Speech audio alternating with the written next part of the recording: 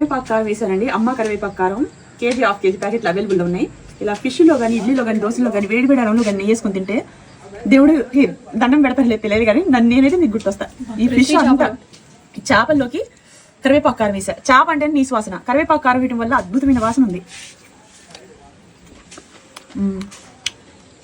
మామూలుగా లేదు. ఈ ఇల్లు ఈ పరిసరాలు పక్కన అంతా ఒకే వాసన.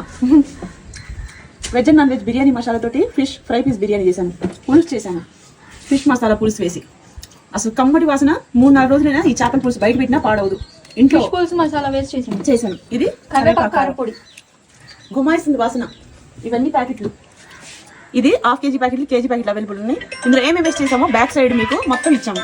ఓకేనా? హోమ్మేడ్గా చేసిన కారం అంత బాగుందో. ఎదరి నుంచి గాలి.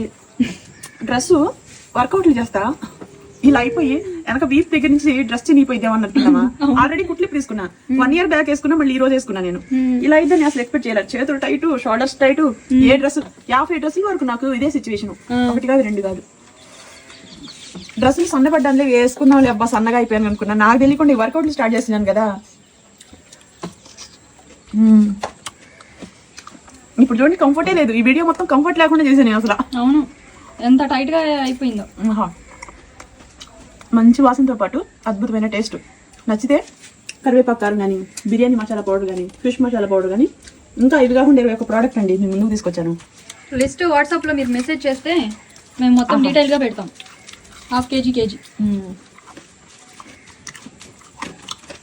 అంత బాగుందో ఈ ఫిష్.